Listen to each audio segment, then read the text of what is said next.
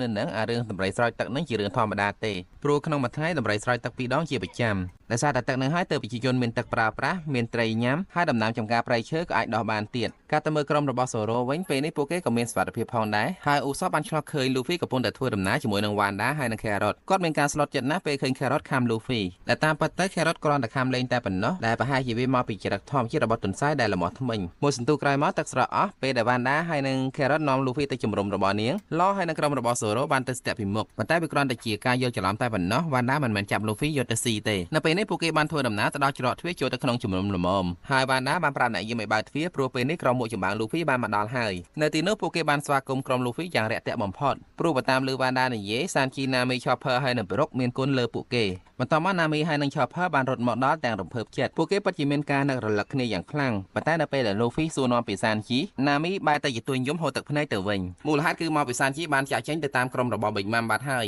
យបន្តមកប្រជាជនមិញមករៀបចំអាហារយ៉ាងឆ្ងាញ់ឆ្ងាញ់ទទួលស្វាគមន៍ក្រុមលូហ្វីជាវប្បធម៌របស់ពួកគេនៅពេលដែលនិយាយ Hello គឺពួកគេទៅដោះគ្នាចំណែកភាសា Hello របស់ពួកគេគឺ Gachu ហើយនៅពេលដែលពួកគេកំពុងតែជប់លៀងសុកប្រុកបានរត់លឿនដូចព្យុះទៅដល់ទីនោះផងដែរនៅពេលនោះប្រុកបានយំសុំទោសលូហ្វីដែលមិនអាចការពារសានជីបានហើយនៅពេលដែលអ៊ូសបសួរពី Momonosuke ប្រុកប្រាប់ថា Momonosuke សុខសប្បាយទេប៉ុន្តែគាត់ស្អប់ប្រជាជនមិញអញ្ចឹងហើយទៅគាត់នៅតែក្នុងបន្ទប់អត់ចេញមកក្រៅនៅពេលនោះផងដែរប្រុកបានហៅគ្នាលូហ្វីទៅប្រាប់ស្ងាត់ថានៅកន្លែងនោះហាមពួកគេនិយាយតាក់ទងជាមួយនឹងសាមរ៉ៃហើយនឹងទឹកដីវ៉ាណូព្រោះវាអាចធ្វើឲ្យប្រជាជនមិញខឹងហើយនឹងស្អប់ពួកគេបន្តមកឆ្លៀតពេលជុំគ្នាណាមីបាននិយាយអំពីរឿងរ៉ាវដែលបានកើតឡើងក្រោយពេលដែលពួកនាងចាក់ចេញពីកោះត្រេរ៉ូសាកាលពី11ថ្ងៃមុននៅថ្ងៃនោះមានកូនចៅរបស់ប៊ិចម៉ាំ3នាក់ឈ្មោះ Tamago, Pickham ហើយនិង Becky បានតាមមកចាប់ស៊ីសាហើយស៊ីសាខ្លាចពួកគេខ្លាំងណាស់មិនចង់ទៅជាមួយពួកគេទេនៅពេលនឹងផងដែរសានជីបានសុំការអនុញ្ញាតពីលូហ្វីដើម្បីវាយបកទៅកាន់ទូករបស់ប៊ិចម៉ាំវិញវិធីដែលពួកគេប្រើគឺទី1ប្រុកបានលោតទៅធ្វើឲ្យក្របផ្លោកដែលបែរសម្ដៅមកទូករបស់ពួកគេឲ្យកកខ្លាយទៅជាទឹកកកសិនបន្តមក Chopper បានប្រើ Monster Point ដើម្បីប្រើកលាខ្លាយទៅជាបិសាចក្តាន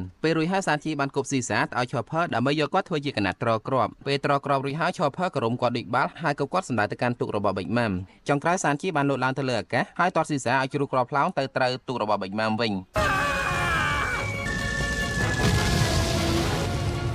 ហើយដើម្បីធានាថាទូករបស់ប៊ិចម៉ាំតាមពួកគេអត់ទាន់ណាមីបានប្រើសូត្រអាកាសធាតុបង្កើតទៅជាភ្លៀងហើយនឹងអាប់ដើម្បីកុំឲ្យកូនចៅរបស់ប៊ិចម៉ាំមើលទូកសាននេះឃើញបន្តមកមុននឹងណាមីនិយាយរឿងបន្តទៀតមានប្រជាជនមិញម្នាក់បានមកប្រាប់ថាមេដឹកនាំរបស់ពួកគេឈ្មោះ Dog Storm បានដឹងខ្លួនវិញហើយនេះគឺជាដំណឹងល្អមួយហើយ Chopper ក៏ប្រញាប់ចេញដំណើរទៅមើលអ្នកជំងឺរបស់គាត់បន្តមកវ៉ាន់ដាបានប្រាប់ថាប្រទេសរបស់នាងសប្តាហ៍ថ្ងៃមានមេដឹកនាំ2មេដឹកនាំម្នាក់ធ្វើការនៅពេលយប់ឈ្មោះ Cat Viper ហើយនៅមេដឹកនាំម្នាក់ទៀតធ្វើការនៅពេលថ្ងៃឈ្មោះ Dog Storm ដោយសារតែពេលនេះ Dog Storm បានដឹងខ្លួនវ៉ាន់ដាក៏ជូនលូហ្វីទៅជួបគាត់មុនហើយនៅតាមផ្លូវវ៉ាន់ដាបានប្រាប់ក្រុមលូហ្វីពីរឿងរ៉ាវដែលបានកើតឡើងនៅកោះសូនាងប្រាប់ថាកាលពីមុនកោះសូស្អាតខ្លាំងណាស់ប្រជាជនរស់នៅប្រកបដោយសុវត្ថិភាពហើយនិងសេចក្តីសុខបំផុតរហូតដល់កាលពី2អាទិត្យមុនស្នូកណ្ដឹងជួងប្រកាសអាសន្នបានមកឡើ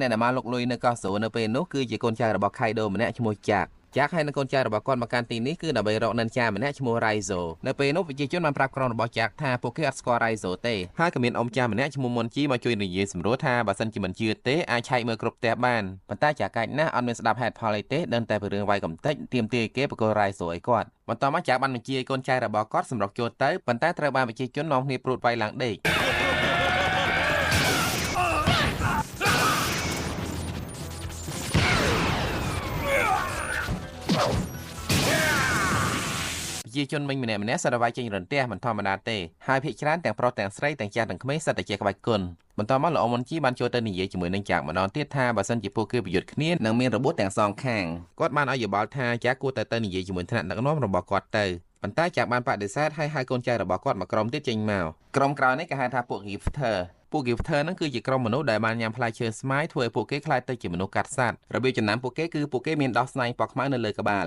និយាយដល់ត្រឹមនេះវ៉ាន់ដាបាននាំក្រុមលូហ្វីទៅដល់ផ្ទះរបស់ Dog Storm ដែលគាត់ជាមេដឹកនាំក្រុមពេលថ្ងៃនៅហ្សូនឹងហើយវ៉ាន់ដាសប្បាយចិត្តណាស់នៅពេលដែលឃើញ Dog Storm ដឹងខ្លួនមកវិញការជួបគ្នារវាង Dog Storm ហើយនឹងក្រុមរបស់លូហ្វីនៅពេលហ្នឹងគ្រាន់តែជាការណែនាំឲ្យស្គាល់គ្នាមិនមានអីជាធំដុំទេនៅពេលនោះលូហ្វីចាប់អារម្មណ៍ខ្លាំងនៅពេលដែល Dog Storm និយាយថាគាត់ស្គាល់សែងប៉ុន្តែមិនទាន់បាននិយាយទៀតផង Dog Storm ក៏ដេកលក់បាត់ដល់ទៅពេលអញ្ចឹងទៅលូហ្វីអត់អស់ចិត្តសោះក៏ ទៅដាស់ដល់ Storm ឲ្យងើបឡើងមកនិយាយបន្តទៀតតែដែរយ៉ាងម៉េចក៏អត់ភ្ញាក់ដែរវ៉ាន់ដាប្រាប់ថាមកពីឥឡូវហ្នឹងម៉ោង 6 ល្ងាចហើយវាគឺជាពេលដែលមេដឹកនាំម្នាក់ទៀតឈ្មោះ Kate Viper ធ្វើការវិញម្ដងមេដឹកនាំពីរនាក់ហ្នឹងម្នាក់គឺឆ្កែម្នាក់គឺឆ្មាអត់ត្រូវគ្នាទេបើសិនជាពួកគេជួបគ្នាច្បាស់ជាប្រយុទ្ធគ្នាដល់ស្លាប់វ៉ាន់ដាប្រាប់ទៀតថាពីមុនមេដឹកនាំទាំងពីរហ្នឹងគឺជាមិត្តល្អនឹងគ្នាប៉ុន្តែមិនដឹងជាម៉េចទេបានជាទៅជាអញ្ចឹងនៅពេលហ្នឹងអ្នកដែលដេកលក់មិនមែនតែដល់ Storm ម្នាក់ទេសូម្បីតែកូនចៅក្រៅបង្គាប់របស់គាត់ទាំងអស់ក៏ដេកផងដែរក្នុងចំណោមនោះមានកូនចៅខ្លាំងម្នាក់របស់គាត់ឈ្មោះ Sicilian តាំងចិត្តថាគាត់ខ្លាំងគាត់អត់ព្រមដេកទេប៉ុន្តែមកស្ទុះក្រោយមកសមុកខុលពេលឃើញចឹង Luffy ពិតជាអស់សំណើចណាស់បន្ទាប់មកវ៉ាន់ដាបាននិយាយអំពីរឿងដែលចាក់លោកលុយក្រុងបន្តទៀតមុនហ្នឹងនាងនិយាយដល់ក្រុមកូនចៅរបស់ចាក់ដែលញ៉ាំផ្លែឈើស្មៃដែលពួកគេហៅថា Gifter ពួក Gifter ហ្នឹងខ្លាំងជាងកូនចៅធម្មតាហើយពួកគេដូចជាអត់ខ្លាចរន្ទះទេការប្រយុទ្ធគ្នានៅពេលហ្នឹងមើលទៅពួក Gifter មានប្រៀបជាងតែក្រោយមកក្រុមសេនាប្រមុខទាំង3ដែលដឹកនាំដោយ Sicilian បានមកដល់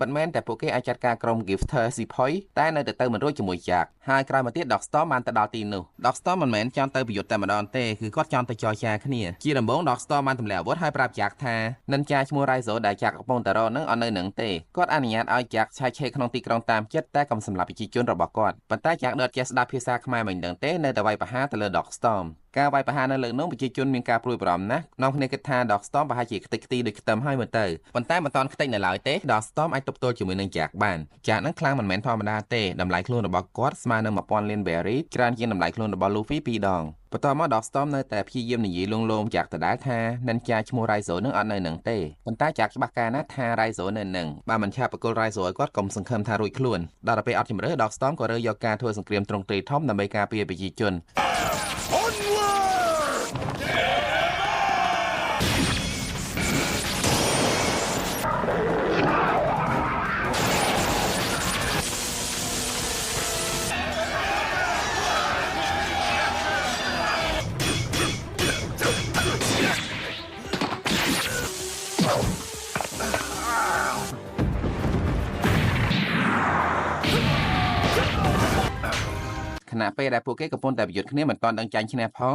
ងស្រាប់តែដល់ម៉ោងដែលដំរីត្រូវស្រោចទឹកលើខ្នងម្ដងទៀតប្រការនេះបានធ្វើឲ្យក្រុមរបស់ Dogstorm មានប្រៀបជាងក្រុមរបស់ Jack មួយរយៈពេលដែលសារតែក្រុមរបស់ Dogstorm ដឹងមុនហើយអាចត្រៀមខ្លួនបានមុនចំណែកក្រុមរបស់ Jack ជាអ្នកចំណូលថ្មីអត់ដឹងរឿងទឹកចំនួននឹងទេប៉ុន្តែនៅពេលដែលទឹកស្រកវិញក្រុមរបស់ Jack នៅតែបន្តប្រយុទ្ធដដែលរហូតដល់ម៉ោង 6 ល្ងាច Dogstorm បានបញ្ជាឲ្យក្រុមកូនចៅរបស់គាត់ដកថយទៅវិញព្រោះវាដល់ម៉ោងដែលក្រុមរបស់ Kate Viper ចេញមកធ្វើការវិញម្ដងគ្រាន់តែមកដល់ភ្លាម Kate Viper បានសម្រុកចូលទៅចាប់ប្រម៉ោយរបស់ Jack ដែលជាដំរី Mammoth បោកក្ដុងឡើងផ្ងាយជើងធ្វើឲ្យក្រុមកូនចៅរបស់ Jack ញាប់អាឡើងលៀនក្របភ្នែកពេលនោះ Jack ខឹងណាស់ក៏ប្រែកាឡាខ្លាយទៅជាមនុស្សវិញព្រោះមនុស្សវាយលឿនជាងដំរី Devil Fruit របស់ Jack គឺ Elephant Fruit ដែលអនុញ្ញាតឲ្យគាត់ប្រែកាយខ្លាយទៅជាដំរី Mammoth បានចំណែកដែររបស់គាត់មើលទៅក៏ពិសេសដែរមានរាងកោងដូចភ្លុកដំរីអញ្ចឹងតែទោះជាយ៉ាងណាក៏ Kate Viper អត់មានព្រឺរោមអីជាមួយគាត់ដែរនៅពេលហ្នឹងកូនចៅរបស់ Law ឈ្មោះ Beppo ក៏សុំចូលរួមប្រយុទ្ធជាមួយផងដែរដោយសារតែ Zo គឺជាទឹកដីកំណើតរបស់គាត់នៅពេលនោះពួកគេបានប្រយុទ្ធគ្នាអស់រយៈពេល5យប់5ថ្ងៃហើយ Jack អត់បានសម្រាកទេចំណែក Kate Viper ឲ្យតែភ្លឺឡើងគឺគាត់ទៅដេកហើយទុកឲ្យក្រុមរបស់ Dogstorm ចូលមកប្រយុទ្ធវិញម្ដង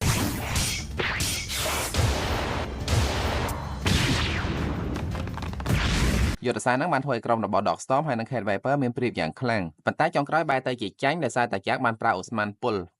លហ្នឹងគឺ Caesar ជាអ្នកផលិតឲ្យ Do Flamingo ហើយ Kaido ទិញយកទៅប្រើបន្ទាប់មក Jack បានចាប់ក្រុមរបស់ Kate Viper ហើយនិង Dogstorm ទៅចងឆ្កាងធ្វើទរណកម្មសួរចម្លើយតែទោះជាយ៉ាងណាក្តីក៏ពួកគេនៅតែប្រើភាសាដដែលគឺពួកគេអត់ស្គាល់និនចាឈ្មោះ Raizo នឹងទេនៅថ្ងៃទី6 Jack បានចាក់ចេញពីកោះ Zo យ៉ាងទាន់ហន់មិនដឹងថាគាត់ទៅណាទេទុកតែកូនចៅគាត់ប្រមាណអ្នកនៅទីនោះតែប៉ុណ្ណោះក្រោយមក Dogstorm បានអានកសែតទើបដឹងថានៅថ្ងៃនោះ Jack បញ្ញាប់ទៅជួយវាយរំដោះ Do Flamingo កុំឲ្យMarineបញ្ជូនគាត់ទៅគុក Impel Down ប៉ុន្តែផែនការរបស់ Jack អត់បានសម្រេចទេចៃដន្យនៅថ្ងៃទី6នឹងផងដែរក្រុមរបស់ Nami បានទៅដល់ Zo នៅថ្ងៃនោះ Sanji បានដើរជួយទៅពិនិត្យស្ថានភាពមុនជាមួយនឹង Chopper ហើយនិង Caesar ក្រោយមកបន្តិច Nami ដែលនៅជាមួយប្រុសហើយនិង Momo បានឃើញកូនចៅរបស់ Jack កំពុងតែដេញតាមប្រជាជនមីងម្នាក់ហើយ Nami ក៏ជួយនាងហើយវិធីដែលប្រុសប្រើដើម្បីចាត់ការកូនចៅរបស់ Jack 2នាក់នោះគឺងាយណាស់គាត់គ្រាន់តែធ្វើឲ្យផ្លូវខ្លាយទៅជាទឹកកកឲ្យសត្វក្រពើដែលពួកគេទាំងពីរនាក់កំពុងតែជិះល្អិលជឿនទៅគឺចប់រឿងតាមទៅមើល Sanji និង Chopper ពេលចូលទៅដល់ក្នុងទីក្រុងឃើញសភាពមិនសូវល្អសោះនៅពេលនោះមេក្រុមការពារឈ្មោះ Pedro ដែលដឹងខ្លួនតិចៗបានសុំបរឲ្យ Sanji ជួយពួកគេផងប៉ុន្តែដោយសារតែនៅទីនោះមានហ្គាសច្រើនពេក Sanji ហើយនិង Chopper ក៏ដកខ្លួនទៅកន្លែងដែលមានសុវត្ថិភាពសិនពេលហ្នឹង Caesar ដូចជាសប្បាយចិត្តប្លែកគាត់ស្គាល់ថាហ្គាសហ្នឹងមានឈ្មោះថា Koro ហើយគឺគាត់នឹងហើយជាអ្នកបង្កើតហ្គាសហ្នឹងដល់ពេលដឹងអញ្ចឹង Chopper ក៏បានវាយគាត់ឡើងប៉ោងមុខបន្ទាប់មក Sanji បានបញ្ជាឲ្យ Caesar បញ្ញាបត្រសាទជាតិហ្គាសឲ្យអស់ពីក្រុងដល់ពេល Sanji មានបេះដូងរបស់គាត់នៅក្នុងដៃអញ្ចឹងចង់ Caesar ក៏មិនហ៊ានប្រកែកដែរ ក្រោយមកមិនយូរប៉ុន្មានស៊ីសាពិតជាមានសមត្ថភាពអាចបន្សាបជាតិហ្គាសអស់ពីក្រុងមែនការងារបន្តគឺ Chopper ត្រូវបង្កើតថ្នាំបន្សាបដើម្បីយកទៅចាក់ឲ្យអ្នកដែលត្រូវជាតិពុលឲ្យបានឆាប់បំផុតបើមិនអញ្ចឹងទេ2ថ្ងៃទៀតពួកគេនឹងស្លាប់នៅពេលនោះដោយសារតែមានជំនួយពីស៊ីសាហើយនិងប្រជាជនមិញផ្សេងទៀតដែលមិនបានរងជាតិពុល Chopper បានបង្កើតថ្នាំបន្សាបយកទៅចាក់ឲ្យពួកគេបានទាន់ពេលវេលាទាំងអស់គ្នានេះគឺជាមូលហេតុដែលប្រជាជនមិញដឹងគុណគ្នារបស់ Luffy ហើយរឿងមួយទៀតដែលតាក់ទងជាមួយនឹង Sanji ទៅជាមួយនឹងក្រុមរបស់ Big Mom យើងនឹងដឹងនៅវីដេអូក្រោយសម្រាប់ពេលនេះសូមស្លេះត្រឹមប៉ុណ្ណេះសិនសូមអរគុណអ្នកទាំងអស់គ្នាដែលបានតាមដានទស្សនារឿងនេះជាមួយខ្ញុំ